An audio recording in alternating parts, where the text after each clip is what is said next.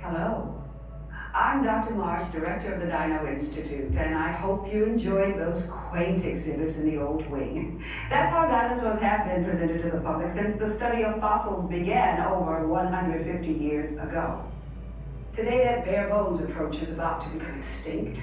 In a perfect blending of science and technology, the Dino Institute has created the Time Rover, an amazing vehicle that will literally transport you to the age of the dinosaurs.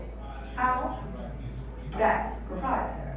But the result is a breathtaking journey through a prehistoric world where you will witness the most spectacular creatures to ever walk the earth. In a moment, you'll be going live to our control center for a comprehensive safety briefing, and then it's on to the tour that will convince you forever that the future is truly in the past.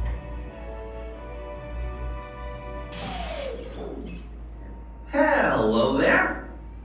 Welcome to our little trans-dimensional joyride, folks. I'm Dr. Seeker, your friendly controller, and a heck of a paleontologist, if I do say so myself.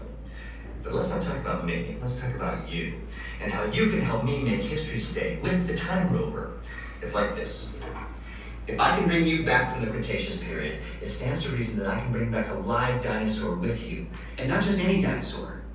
Take a look at this guy.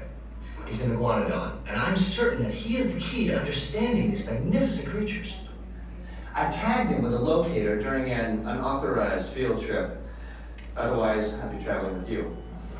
Right now, our dino should be about here, at the very end of the Cretaceous period. That's where you're going today. I've arrived, it seems, just in time to correct a little misstatement. Dr. Marsh. That is impossibly close to the giant asteroid impact that destroyed most life forms on Earth. Our tools are designed to take you to the early Cretaceous period, and I can assure you that all Time Rovers have been securely locked on those coordinates. That's right.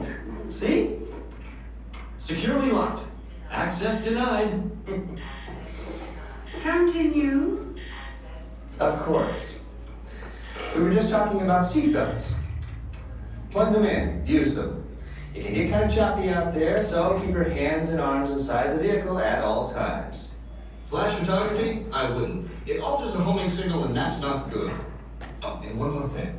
Those locked coordinates? We're in. Now, here's the drill. You follow the homing signal to the Iguanadon, then I'll enlarge the transport field, and boom, you're back with one additional passenger extra large. And don't worry about that asteroid. You'll be in and out of there before it even breaks the atmosphere. Trust me, what could go wrong?